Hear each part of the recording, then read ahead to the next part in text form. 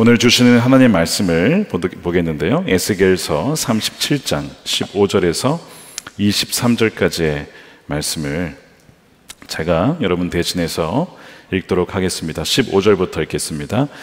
여호와의 말씀이 또 내게 임하여 이르시되, 인자야, 너는 막대기 하나를 가져다가 그 위에 유다와 그 짝 이스라엘 자손이라 쓰고, 또 다른 막대기 하나를 가지고 그 위에 에브라임의 막대기 곧 요셉과 그 짝 이스라엘 온 족속이라 쓰고, 그 막대기들을 서로 합하여 하나가 되게 하라. 내 손에서 둘이 하나가 되리라.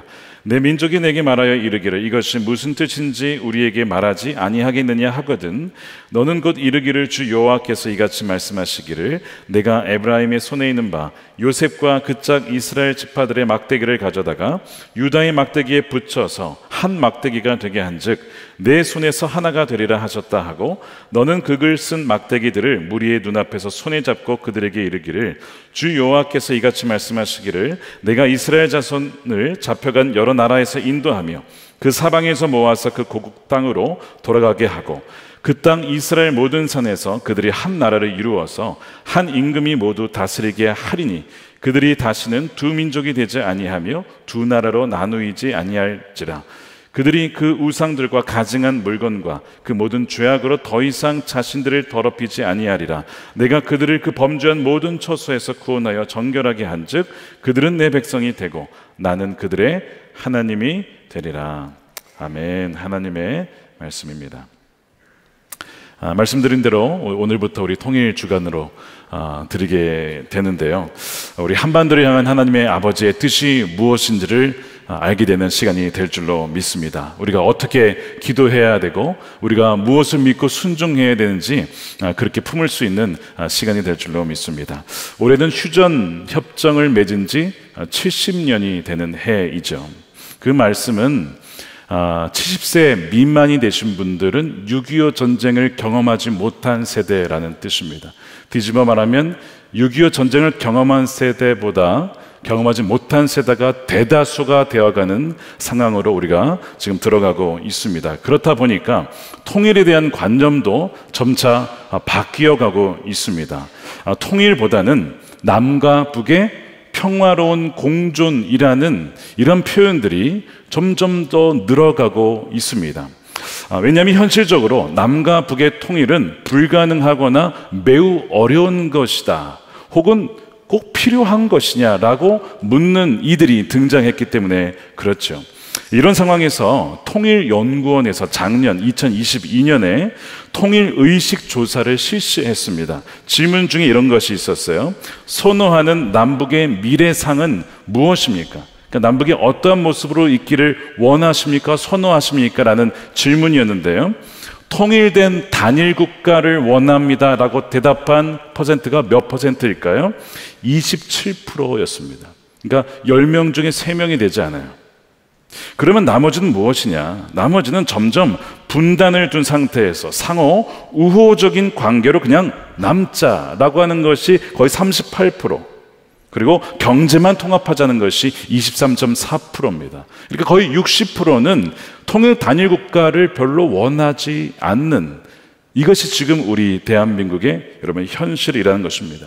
예전에 우리가 종종 부르던 찬양이 아니라 노래가 있었습니다. 우리의 소원은 통일, 꿈에도 소원은 통일. 근데 그 노래가 거의 이제는 들려지지 않죠. 그러니까 지금 이러한 인식과 맞물려 있는 것이 아닐까 싶습니다. 여러분, 여론이 이렇게 흘러가게 되면 투표로 선출되어지는 대통령이나 국회의원이 누가 통일을 주장하겠습니까? 그러니까 점점 사람들의 눈치를 보다 보면 통일보다는 그저 남북이 별로 싸우지 말고 평화롭게 공존하며 지내자는 그런 식으로 가게 될 가능성이 있지 않겠습니까? 그래서 참 어려운 시대를 우리가 살아가고 있어요. 과연 정말 통일을 해야 되느냐? 이런 상황 속에서 북한은 어떠냐? 이 북한을 보면 여러분 뉴스를 보시잖아요. 계속 뭐 하고 있습니까? 미사일, 탄도미사일 실험, 심지어는 이제는 잠수함에서 미사일을 쏘는 그런 시험을 하고 있고요. 핵실험은 말할 것도 없습니다. 몇몇 전문가들은 심지어 2027년, 지금부터 한 4년 뒤가 되면 북한의 핵무기가 270기가 넘을 것이다 라고 보기도 합니다. 그렇게 되면 이거는 더 이상 핵 폐기를 주장할 수가 없고 이제는 이 균형이 무너지게 되면서 북한의 눈치를 봐야 되는 거 아니냐, 이렇게 걱정하는 이들도 꽤 있다는 것이죠. 북한의 경제 상황은 좋지 않습니다. 아시다시피 많은 국민들이 영양 상태가 좋지 않아서 전 세계에서 가장 못 사는 나라라고 꼽을 수 있는 IT, 그 다음으로 국민들의 영양 상태가 좋지 않다라고 유엔이 보도한 바가 있습니다. 북한 내부에서 특히 함경도 지역에서 굶어 죽어가는 아사자들이 계속해서 속출하고 있어요. 그러면서 계속 이 북한 정권은 미사일과 핵실험을 하고 있다는 거예요. 도대체 이 핵무기와 미사일을 실험할 돈은 어디서 나오냐 이 말입니다. 한국 정부 추정에 의하면 2022년 한 해에만 북한이 71발의 미사일을 발사했는데 이 비용이 2,600억 원입니다. 어마어마한 규모의 예산을 국민들을 위해 쓴 것이 아니고 미사일과 핵 개발에 쓰게 된 거예요. 그래서 북한 전체 식량 부족분 80만 톤, 약 60% 이상을 충당할 수 있는 금액임에도 불구하고 의도적으로 백성들을 굶어 죽이는, 아니면 굶어 죽이는 것은 아니지만 겨우 살 수 있을 정도로만 유지시키는 것은 아주 계획적인 것이죠. 그러니까 북한 정권은 믿기를 백성들이 너무 배부르면 의식이 깨어나면서 북한 정권을 흔들 수도 있다라고 걱정하기 때문에 그런 것이죠.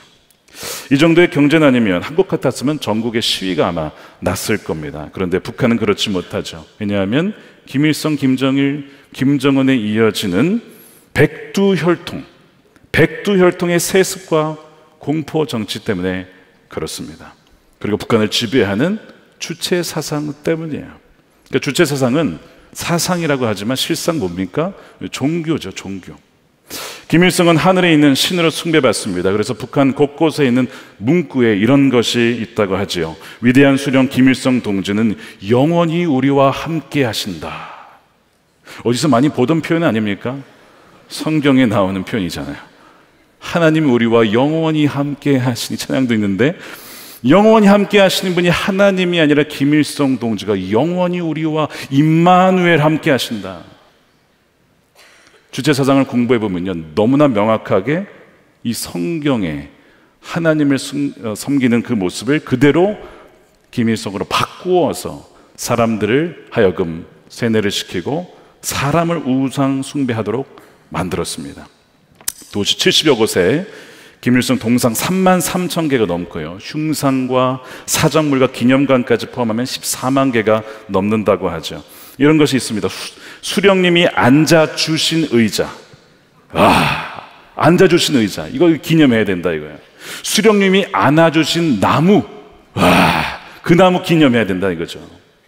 또한 만져보신 물건, 수령님이 한번 만져주셨다 이거예요. 이것도 역시 기념으로 남겨야 되는, 이런 것들이 전국에 얼마나 많은지 몰라요. 김정일은 하나님의 아들 예수님과 같은 존재로 세상을 통치한다 라는 것으로 추앙받고 있습니다. 그래서 이 김일성 일가의 이 유원지, 우상화와 관련된 그 투입된 금액만 3,600억 원이 들어간 것이죠. 여러분 생각해 보세요. 전 세계 어느 나라 중에 사람을 이렇게 우상화한 나라가 어디 있습니까? 과거에 소련도 그랬었는데 1990년대 소련 붕괴와 동시에 동상과 우상화 기념물은 거의 다 철거가 돼서 지금 찾아볼 수가 없어요. 그러므로 현존하는 나라 중에서 가장 극심한 우상 숭배가 벌어지는 곳은 바로 북한입니다. 북한. 상황이 이렇다 보니까 우리가 남북 통일을 주장하고 기도한다는 것이 정말 현실적인 일일까라는 의구심이 들 때도 여러분 있지 않겠습니까? 그런데 우리 그리스도인들은 누구냐면 이 세상의 현실과 이 실상에 따라서 움직이는 자가 아닙니다. 그것이 아니고 하나님께서 우리에게 무엇을 말씀하셨고 하나님의 뜻이 무엇이냐, 하나님의 관점이 무엇이냐, 하나님의 이 나라와 한반도를 향한 뜻이 무엇인가, 그것을 바라보고 그것을 믿고 순종하는 자들이 그리스도인들인 줄로 믿습니다. 이 현실 속에서 하나님 마음은 무엇인가, 하나님 마음은 어디에 있는가? 우리는 이것을 물어야 된다는 거예요. 그 뜻을 품고 남북의 정세를 봐야지, 정세에 맞춰 하나님 뜻을 물으려고 한다면 여러분, 그 정세에 맞춰서 혼란이 올 뿐입니다. 그래서 하나님은 지금도 하나님 자신의 마음을 품고 있는 자가 누군지를 찾고 계시는 거예요. 남북 통일에 대한 하나님의 뜻은 무엇일까라고 그 뜻을 찾을 때에 우리가 반드시 살펴보아야 될 말씀이 우리가 오늘 읽은 이 에스겔 말씀입니다.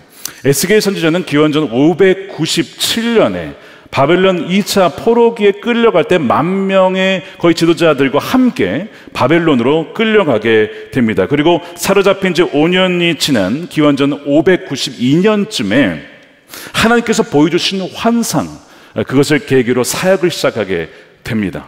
그래서 그것을 기록한 것이 바로 이 에스겔서죠. 그러니까 그때는 아직 남유다가 완전히 멸망하기 이전이에요. 거의 멸망을 앞두고 있던 시기입니다. 유다 왕 시드기야가 애굽 왕과 동맹을 맺고 바벨론에 저항하다가 결국에는 두 눈이 뽑히고 남유다가 망하기 직전에 그 때에 바로 에스겔이 사역을 하게 되는 겁니다. 그래서 이 에스겔이 메시지를 전한 이 청중들은 누구냐면 포로로 끌려간 유다 백성들입니다. 즉 포로로 끌려간 유다 백성들을 대상으로 하나님의 뜻이 무엇인가를 선포한 자가 바로 이 에스겔이었다는 것이죠. 바벨론으로 끌려간 이 유다 백성들의 심정은 무엇이었을까요? 극심한 공포와 두려움과 절망이었을 겁니다. 북이스라엘도 멸망했는데 이제 남유다도 멸망 직전, 이것은 시간 문제다. 이제 나라를 잃어버리는 그런 상황 가운데 너무나 두려웠을 것입니다. 우리가 오늘 이렇게 이 망한 상황을 보면서 본문에 보게 되면 우리가 15절부터 읽었지만 사실 에스겔 37장에서 유명한 내용이 나오는데 1절부터 보시면 뭐가 나옵니까? 마른 뼈 환상이 나오죠. 마른 뼈 환상. 그 1절에 보시면 이렇게 되어 있습니다. 여호와께서 권능으로 내게 임재하시고 그의 영으로 나를 데리고 가서 골짜기 가운데 두셨는데 거기에 뼈가 가득하더라. 나를 그 뼈 사방으로 지나가게 하시기로 본즉 그 골짜기 지면에 뼈가 심이 많고 아주 말랐더라. 여러분 이 장면을 한번 상상해 보시기 바랍니다. 셀 수 없이 많은 뼈들이 수북히 산과 같이 쌓여 있는 것입니다. 두개골들이 엄청 많이 모여 있는 것을 보면 여러분 무섭지 않겠습니까? 이 뭐 공포 영화가 따로 없어요. 상상만 해보세요. 저녁에 음산한 달빛이 쫙 비추는 뭔가 허연 산 같은 게 있는데 가서 보니까 산이 아니라 그 모든 것이 하얀 사람 뼈였다고 생각해 보십시오. 너무나 소스라치게 아마 여러분들은 놀라셨을 거예요. 오늘 이 37장 이 10절에 보면 이 뼈들은 큰 군대를 구성할 수 있을 정도로 심이 많았다라고 되어 있습니다. 게다가 마른 뼈입니다. 그 얘기는 죽은 지 얼마 안 된 사람들이 아니라 죽은 지 오래되어서 아주 말라버린 뼈가 되어버렸습니다.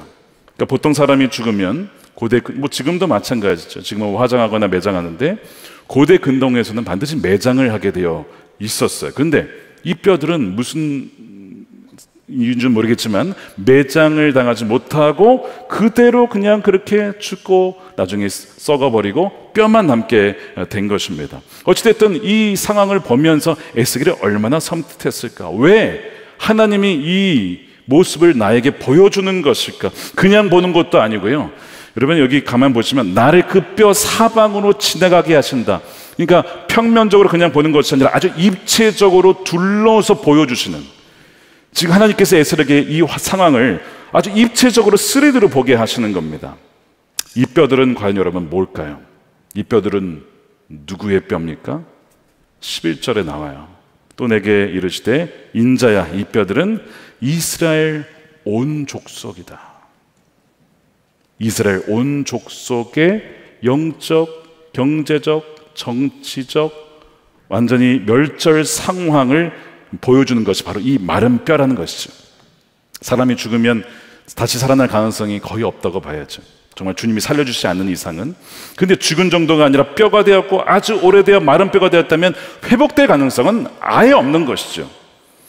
그런데 이 마른 뼈들이 말을 하는데 뭐라고 하냐면 11절 후반부입니다. 이 뼈들은 이스라엘 온 족속이라 그들이 이르기를 우리의 뼈들이 말랐고 우리의 소망이 없어졌으니 우리는 다 멸절되었다 하느니라. 완전한 절망이라는 것입니다. 다시 살아날 수 있는 가능성은 없다라고 말하는 거죠. 이것이 이스라엘의 현실이에요. 북이스라엘은 망하고 남유다는 이제는 멸망 직전에, 그리고 수많은 이들이 이미 포로로 끌려간 상황에서 나라가 회복된다는 것은 이거는 있을 수도 없는 그 상황을 보여주기 위해서 마른 뼈 환상을 하나님께서 에스겔에게 보여주신 거예요. 자, 그럼 질문은 왜 이들이 마른 뼈가 되어서 이런 상황이 되었을까라고 하는 겁니다. 성경에 그 힌트가 나와요. 오늘 23절인데요. 바로 우상 숭배입니다. 23절에 그들이 그 우상들과 가증한 물건과 그 모든 죄악으로 더 이상 자신들을 더럽히지 아니하리라. 그러니까 우상 숭배 때문에 지금 이들이 이런 형편에 처하게 되었다는 것을 보여주고 있는 단서가 되는 것이죠. 다윗에 의해서 통일 왕국을 이루었고 하나님의 영광의 임재가 충만했던 나라였습니다. 그런데 남과 북으로 분단된 이유가 무엇입니까? 솔로몬이 하나님을 사랑하고 섬기지 못하고 이방 신들, 그 여인들을 통해서 이방 신들을 섬김으로 말미암아 결국에는 그의 아들을 통해서 르호보암과 또 여로보암 자신의 부하였던, 그래서 남과 북으로 갈라지게 되죠. 바로 우상 숭배가 원인이었다는 거예요. 그러니까 그 이후로 북이스라엘은 계속 우상을 숭배합니다. 반면에 남유다는 비교적 선한 왕들이 있었어요. 여호사밧, 히스기야, 유시와 같은 왕들이 있었습니다. 이런 왕들이 있었기 때문에 그나마 남유다는 좀 더 오래 보존이 되었지만 결국은 우상을 숭배하고 하나님보다 더 강한 나라를 의지함으로 결국에는 망하게 되는 길로 가게 되었다는 것입니다. 하나님께서 신명기 말씀에, 그러니까 모세를 통해서 가나안 땅 들어가기 이전에 주신 약속의 말씀이 있어요. 너가 내 말에 순종하면 어떻게 되는 줄 아니? 이렇게 될 거야. 너를 세계 모든 민족 위에 뛰어나게 할 거야. 이렇게 약속하셨어요. 근데 내 말에 만약 너희가 불순종하고 나를 버리게 되면 어떻게 되는 줄 아니? 이런 얘기를 합니다. 모든 저주가 너에게 올 거야. 그것이 신명기 28장 25절입니다. 여호와께서 내 적군 앞에서 너를 패하게 하시리니 내가 그들을 치러 한 길로 갔다가 그들 앞에서 7길로 도망할 것이며 내가 땅의 모든 나라 중에 흩어지고 너의 시체가 공중의 모든 새와 땅의 짐승들의 밥이 될 것이나 그것들을 쫓아줄 자가 없을 것이며 왜 이들이 매장을 당하지 못했을까요? 바로 이 말씀의 성취, 저주가 그들에게 임한 것입니다. 여러분, 이 마른 뼈들은 온 이스라엘 족속이라고 했죠. 그러니까 북이스라엘 뿐만 아니라 남유다를 포함합니다. 그래서 바벨론 포로로 끌려간 유다 포로 공동체의 영적인 현실을 보여주고 있는 상황이에요. 근데 저는 이 말씀을 묵상하면서 왜 그렇게 이 한반도, 특히 북한이 생각이 나는지 모르겠습니다. 자유 없는 감옥과 같은, 노예와 같은 포로된 자의 삶을 살아가는 이 북한 백성들이 생각이 났어요. 공산주의와 주체 사상에 속은 채 불쌍하게 살아가는 그 주민들의 영적인 실상인 것이죠. 1994년 김일성 사망 이후부터 북한의 경제가 급속도로 무너집니다. 그리고 매년 홍수와 전염병과 굶주림 때문에 2000년대 중반까지 300만 명 이상이 죽게 되죠. 여러분, 우리가 뭐 또 사고 나면 뭐 몇십 명 죽었다, 뭐 안타까운 소식을 듣잖아요. 근데 여러분, 300만 명입니다. 그러니까 이게 지금 현대판 이 마른 뼈의 모습 아닙니까? 지금 이것이 이 한반도 땅에서 벌어진 사건이라는 것이고, 그때만이 아니라 지금도 현재 진행형이라고 하는 거예요. 우리가 오늘 이 말씀을 읽을 때에 이것이 옛날 에스겔 선지자가 봤던 옛날 일이 아니라 지금 북한 전역에서 벌어지고 있는 일이구나. 그들이 무슨 얘기를 한다고? 이 뼈들이 우리에게 소망이 없습니다. 우리에게 소망이 없습니다 라고 얘기하고 있는 거야. 북한의 백성들의 외침 아닙니까? 우리를 살려달라고. 이 힘이 많은 뼈들을 보면서 에스겔이 보고 있는데 에스겔에게 하나님이 물으시는 거예요. 그것이 3절입니다. 그가 내게 이르시되 인자야, 이 뼈들이 능히 살 수 있겠느냐? 하나님, 그 질문이라고 하십니까? 뼈가 되는데 어떻게 삽니까 이들이? 그런 생각 들지 않았겠어요? 아무리 선지자 하더라도 뼈가 어떻게 살았나요? 솔직히 불가능하잖아요. 근데 하나님이 안 되면 물어보셨을 것 같진 않아. 그런데 믿어지진 않아. 그러니까 답변을 어떻게 됩니까? 이렇게 대답하는 거죠. 3절에 내가 대답하되 주여 주께서 아십니다. 참 지혜로운 사람이에요, 예수게. 나는 안 믿어지는데 하나님이 물어보셨으니까 답변해야겠고 주님이 아십니다라고 대답하는 거예요. 여러분, 이 질문을 지금 여러분에게 하나님 묻고 계십니다. 이 민족이 능히 다시 하나가 되겠느냐? 이 민족이 다시 살 수 있겠느냐? 마른 뼈와 같이 죽어버린 저 북한 사람들이 다시 능히 살 수 있겠느냐? 남북의 통일이 능히 가능하겠느냐라고 주님이 물으시면 여러분 뭐라고 대답하시겠어요? 주님이 아십니다. 이건 이미 예수께서 대답한 것이고, 주님 살아날 줄로 믿습니다 라고 하는 사람들을 주님은 찾고 계신다니까요. 이 마른 뼈 환상 이야기가 계속해서 이어지는 얘기가 오늘 우리가 읽은 이제 15절부터의 이야기예요. 이제 그 마른 뼈가 살아나면서 뼈가 붙고 탁 해서 힘줄이 붙고 그 다음에 생기가 들어가서 군대가 되거든요. 근데 에스겔 보기에도 이 믿어지지 않는 거예요. 근데 그것만이 아니라 이제 15절부터는 어떤 것을 하나님께서 말씀하시냐면 16절부터 막대기 하나를 가져오라는 거예요. 그리고 거기에 유다와 그 짝 온 이스라엘을 쓰고 또 하나를 가져오라는 거예요. 거기에다가는 요셉이라고 쓰라는 거예요. 그 짝 이스라엘의 온 족속이라고 쓰라는 겁니다. 그리고 이 둘을 합하여서 하나가 되게 하라. 하나님께서는 시각적 효과를 가진 그 교육을 자주 시키시는데 에스겔에게 이 두 막대기를 하나가 되게 하라고 말씀하세요. 남유다와 북이스라엘이 하나가 된다는 것입니다. 분명 둘이죠. 그런데 서로 합하여 너의 손에서 하나가 될 것이다 라고 말씀하는 거예요. 이 둘이 하나가 되게 하는 것은 누가 되게 하시는 것입니까? 하나님께서 하시겠다는 것이죠. 자, 그래서 21절 보시기 바랍니다.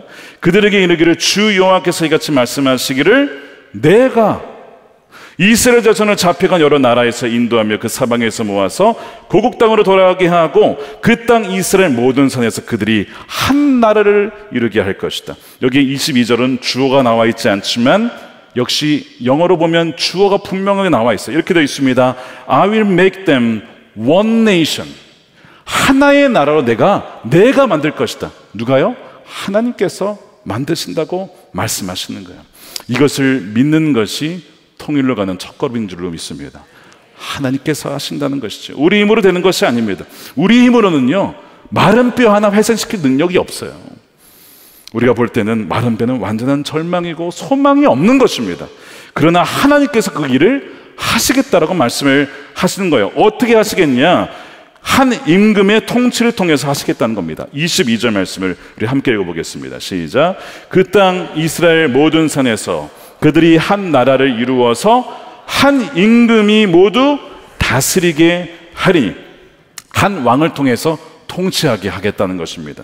그건 누구냐? 우리가 읽지 않았지만 24절에 나와요. 누구냐면 내 종 다윗이 그들의 왕이 되리니 그들 모두에게 한 목자가 있을 것이라. 그들이 내 규례를 준수하고 내 유례를 지켜 행하며 내가 내 종 야곱에게 준 땅, 그의 조상들이 거주하던 땅에 그들이 거주하되 그들의 자자손손 영원히 거주할 것이요 내 종 다윗이 영원히 그들의 왕이 되리라. 한 목자요 한 왕인 이 다윗은 누굴까요? 여러분, 다윗은 이미 죽었잖아요. 다윗은 물론 통일 이스라엘을 이룬 왕이긴 하지만 다윗은 이미 죽은 왕입니다. 그러면 도대체 이 다윗은 누구냐? 다윗은 바로 이새의 줄기에서 나와서 다윗의 자손으로 오시고 또한 이새의 뿌리이신, 이새의 근원이시고 다윗의 뿌리이신 바로 그 예수 그리스도, 그분께서 바로 이 다윗을 나타내고 있는 것이죠. 이 다윗이 바로 그 예수 그리스도를 상징하는 것입니다. 통일은 예수 그리스도 그분을 통해서 이루어진다는 약속이에요. 통일은 오직 복음을 통해서 이루어진다라고 하는 말씀인 줄로 믿습니다. 미국이 아프가니스탄 전쟁을 통해서 나라를 점령했어요. 그리고 미국의 우월한 군사력으로 그 모든 탈레반 정권을 몰아내고 장악하고 민주주의 정부를 세웠습니다.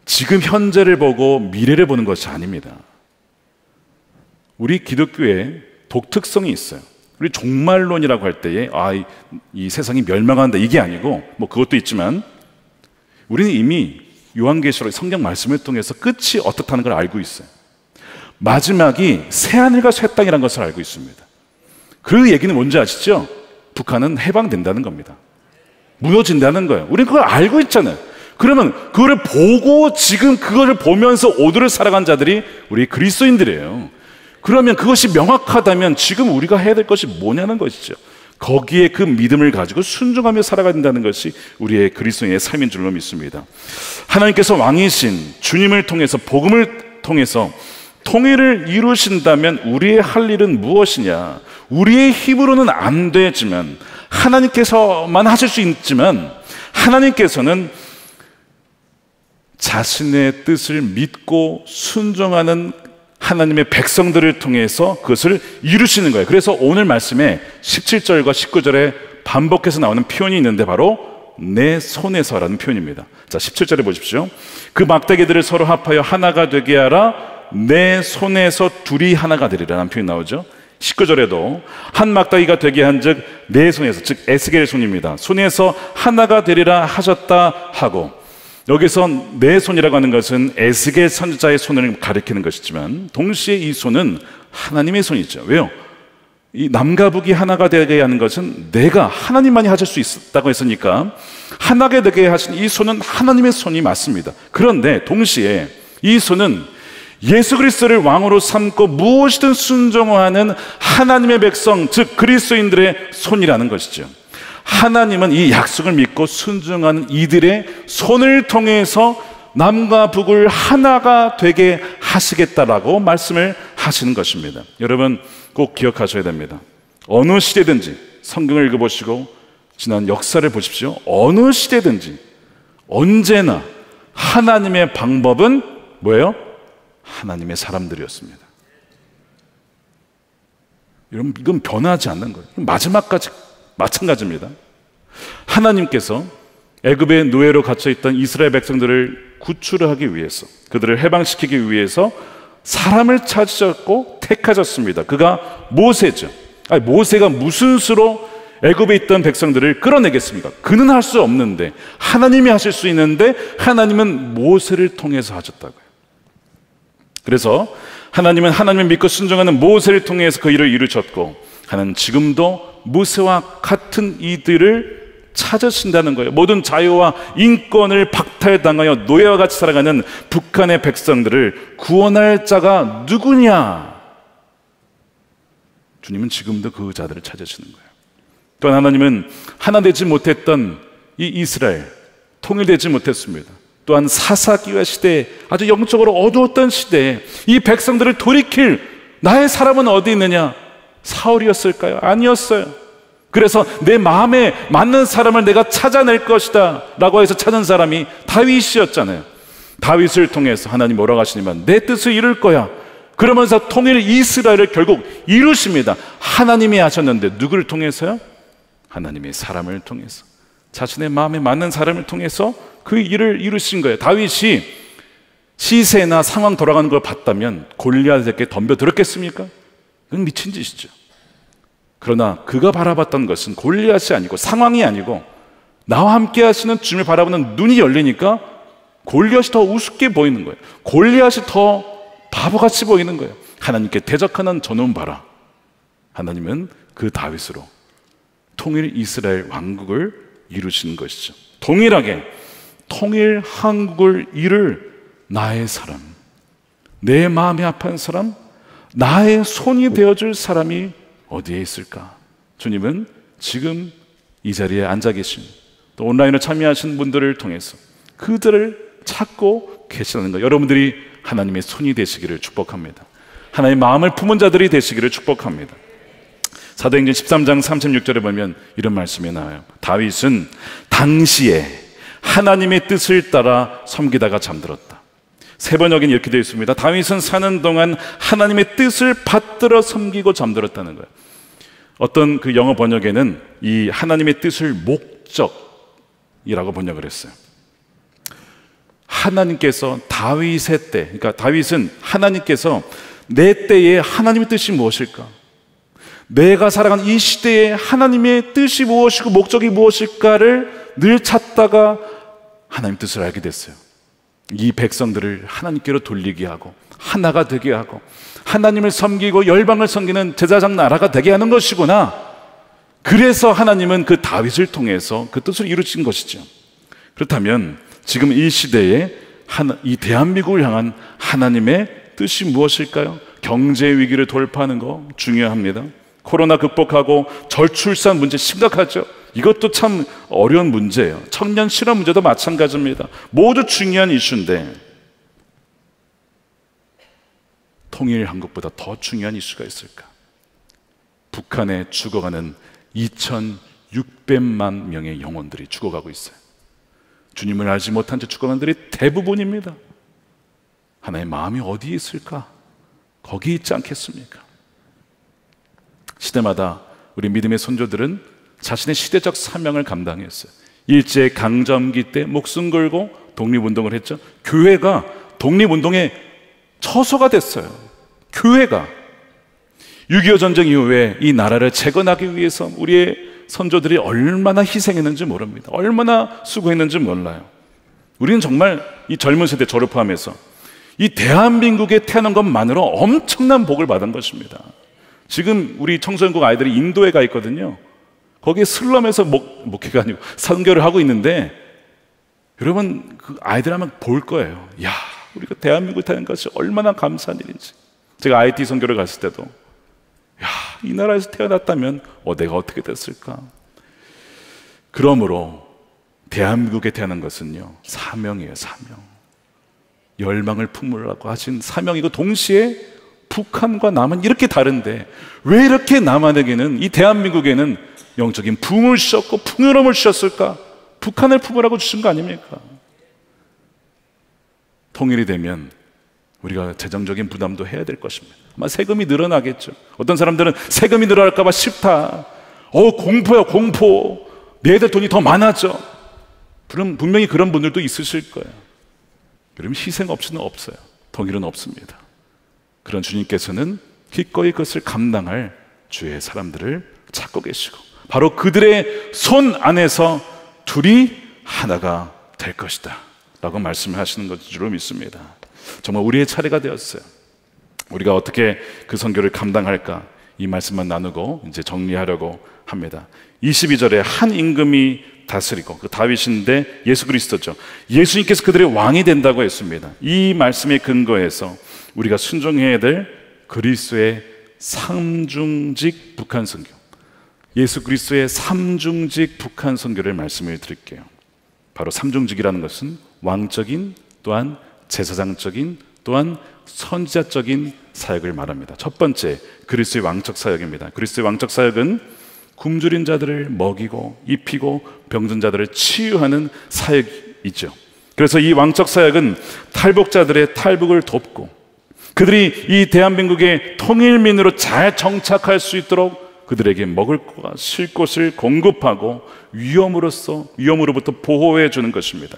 한국에 들어왔지만 한국에 잘 적응하지 못하고 정착하지 못한 이들이 참 많다고 합니다. 여러분 그들이 여기에 정착하지 못하면 통일이 되어도 희망이 없는 거예요. 그들이 먼저 여기에서 잘 정착하고 그들이 통일민으로 자라갈 때에 진정 대한민국 통일국가가 의미가 있는 것이죠. 그들은 가족이 없습니다. 친척들을 다 두고 나왔잖아요. 그러니까 얼마나 외로운지 몰라요. 상당한 문화 충격을 겪습니다. 많은 도움이 필요하죠. 그래서 북한 선교국에서 이 통일민들이 정착을 할 수 있도록 돕고 있지만 그 사역의 범위에 있어서 참 한계가 있어요. 그래서 더 많은 이들이 우리가 북한 선교 학교를 통해서 또한 훈련받고 또한 섬길 수 있는 이들이 많아져야 된다는 거예요. 그것이 그리스도의 왕적 선교입니다. 두 번째는 그리스도의 제사장적 선교가 있어요. 이 사역은 하나님과 통일민을 연결시키는 뭐를 통해서요? 복음을 통해서. 복음을 통해서 하나님을 알게 하는 이 제사장적 역할을 감당하는 거예요. 그래서 하나님과 사람 사이 또한 사람과 사람 사이의 화해를 중재하고 또한 주일 예배 때 우리가 계속해서 증거하지만 복음을 듣고 여기서 나와서 간증을 하고 세례받는 이들이 있잖아요. 그런 분들이 많아져야 된다는 것이죠. 그렇게 해서 하나님의 군대로 양육받아서 그들의 사역자로 쓴다면 통일한국에 또한 그들이 지도자로 서게 될 것입니다. 그들의 아픔과 상처를 품에 안고 마른 뼈들과 같은 이들의 강력한 군대를 길러낼 자들이 일어나야 된다는 것이죠. 또한 제사장은 이 모든 아픔을 마음에 품고 하나님께 기도로 나아가는 이들을 말합니다. 그러니까 많은 중보 기도자들이 있어야 돼요. 하나님, 북한의 이런 상황들, 우리 통일민들의 이런 어려움들이 있습니다. 그들의 상황을 주님께 내려놓습니다. 나아갑니다. 주여 이 기도에 응답해 주옵소서라고 하는 기도자들이 또 많이 일어나야 되죠. 바로 이들이 바로 그리스도의 제사장적 역할을 감당하는 이들인 것이죠. 그들인 줄로 믿습니다. 세 번째, 마지막인데요, 그리스도의 선지자적 사역입니다. 이거는 어떻게 보면 굉장한 담대함과 믿음이 필요한 사역이에요. 왜냐하면 북한 정권과 국민이 있는데 국민들은 피해자죠. 정말 이들은 속는 참 불쌍한 백성들입니다. 그러나 정권은요, 얼마나 악랄한지 몰라요. 이들의 주체 사상의 거짓을 들춰내고 폭로하고 진리의 말씀을 증언하는 사역도 너무나 중요한 거예요. 우리가 계속해서 선포해야 될 것도 뭐가 있냐면, 대한민국의 영토는요, 여러분, 단지 남한이 아니라는 걸 알고 계십니까? 대한민국 제 헌법 3조가 뭐라고 되어 있죠? 이렇게 되어 있습니다. 대한민국의 영토는 한반도와 그 부속 도서로 한다. 무슨 뜻이죠? 대한민국의 영토는 남한이 아닙니다. 한반도 전체라는 것입니다. 이미 이것을 헌법을 세울 때부터 분명하게 했어요. 그래서 대한민국은 대한제국과 임시정부를 계승하면서 대한민국의 영토를 아까 우리가 찬양했잖아요. 한라에서 백두까지 정한 거예요. 백두를 제외한 것이 아니고 한라에서 백두까지 한반도 전체의 영역이 바로 대한민국이다라고 헌법에 명시를 하고 있습니다. 그래서 전체가 한반도의 고유 영토다. 다시 말해 이 대한민국 헌법 제3조는 남과 북의 분단은 합법이 아니라 비정상적인 상태로 규정하고 있는 것이죠. 이것이 통일의 근거가 되면서 동시에 우리가 당당하게 외쳐야 될 선지자적 메시지 아닙니까? 또한 선지자적 사역은 북한 정권의 인권 탄압에 대해서, 또한 기독교 핍박에 대한 선지자적 소리를 내는 것입니다. 이제는 통일민들 중에 복음을 듣고 돌아오는 분들 중에 유튜브를 통해서 막 이걸 증언하는 분들이 많아졌어요. 심지어 TV에 나와서도 그것을 증언하기 시작했습니다. 이걸 더 잘해야 될 곳이 사실은 교회입니다. 근데 왜 교회는 그 얘기를 많이 못할까요? 소수자의 인권을 말하지만 왜 북한 인권에 대해서 말하지 못하는 것일까? 우리가 더욱더 소리 높여서 외치고 알려야 될 것 중에 하나가 북한에서 핍박받고 인권을 누리지 못하는 이들에 대한 실상을 알리는 것이죠. 북한 정권은 거짓의 기초하에서 세워졌기 때문에, 하나님을 대적하는 우상이기 때문에 북한 정권은 여러분 무너져야 되죠. 왜 이것을 담대하게 말을 못하는가? 여러분 분명히 말씀하잖아요. 남과 북의 분단의 이유가 무엇이라고요? 우상 숭배잖아요. 우상 숭배. 과거 평양의 장대한 교회, 이제 이 장로교회에서는 장자교회죠. 근데 그것이 무너지고 거기에 김일성, 김정일 부자 동상이 세워졌어요. 우상이 세워진 거예요. 하나님의 거룩한 처소 가운데. 우리는 그 우상이 무너지고 하나님의 거룩한 처소가 회복됨을 위하여서 기도하고 또한 선포해야 될 줄로 믿습니다. 오늘 말씀에 하나님께서 다시는 우상들과 죄악들로 더럽히지 않겠다라고 약속하셨어요. 23절입니다. 그들이 그 우상들과 가증한 물건과 모든 죄악으로 더 이상 자신들을 더럽히지 아니하리라. 내가 그들을 그 범죄한 모든 처소에서 구원하여 정결하게 한즉 그들은 내 백성이 되고 나는 그들의 하나님이 되리라. 놀라운 약속의 말씀이에요. 아니, 우리 남과 북의 상황을 두고 성경을 쓰셨나 싶을 정도로, 물론 이것은 이스라엘에 대한 말씀이지만 동시에 우리의 상황과 얼마나 흡사한지 모릅니다. 하나님께서 유다 백성들을 바벨론으로 끌어가셨어요. 그런데 그것이 끝이 아니었어요. 그들에 있었던 모든 우상 숭배의 마음들을 정결케 하시고 모든 더러운 것들을 다 씻어주시고 하나님의 백성, 진정 이 제사장적 나라를 감당할 수 있는 자들로 만들기 위해서 그 고난을 허락하셨다는 거예요. 그렇다면 북한의 그 고난도 이 인내의 70년, 분단한 지 벌써 이제 75년이 넘어가는 이 상황 속에서 하나님, 이 모든 것은 하나님의 시계 가운데 카운트되고 있고 정말 하나님의 청결한 백성과 나라가 새롭게 세워질 때가 다가오고 있다는 것입니다. 자, 그래서 오늘 27절에도 내 처소가 그들 가운데 있을 것이다, 내 성소가 영원토록 그들 가운데 있을 것이다. 이것은 하나님의 임재를 말하는 것이죠.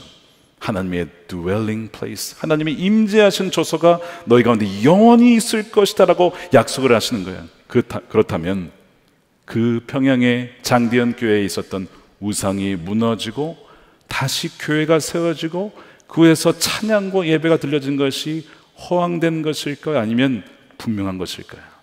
분명 하나님의 약속인 줄로 믿습니다.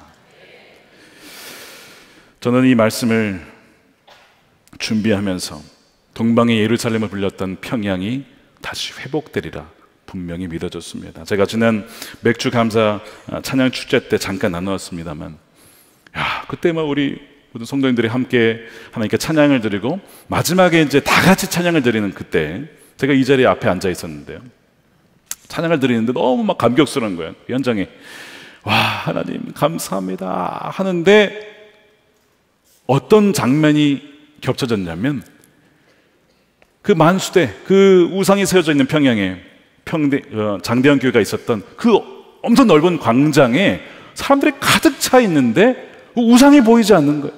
우상이 어디 갔지? 가만 보니까 그 사람들이 그리스도인들이에요.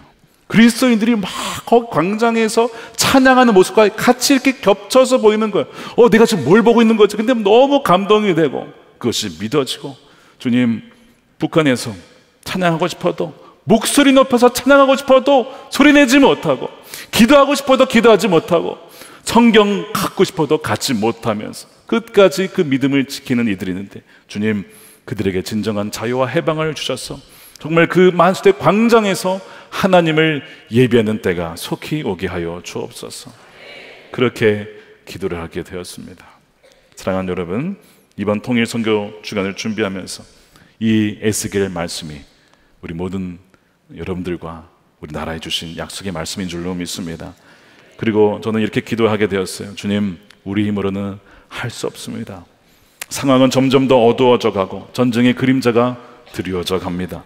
그러나 나뉘어진 두 막대기가 하나가 되게 하실 분은 주님이십니다. 너의 손에서 하나가 될 것이라고 하셨으니 믿고 순종하는 그리스도인들을 통해서 남과 북이 하나가 되게 하여 주옵소서. 그리고 하나님이 택하신 그날, 그 카이로스의 때가 되면 남과 북의 그리스도인들이 만수대 광장에 모여 영원하신 왕 예수 그리스도를 찬양하는 그날을 오게 하여 주옵소서. 우리가 이 날을 꿈꾸며 그렇게 그날을 바라보며 이미 이루어진 줄로 믿고 우리에게 부르신 그 자리에서 우리 통일 선교를 신실하게 감당하며 바로 우리 그날, 그 통일의 그날 만수대 광장에서 다 같이 찬양하는 그날에 꼭 참여하는 여러분들이 되시기를 주님의 이름으로 축원합니다.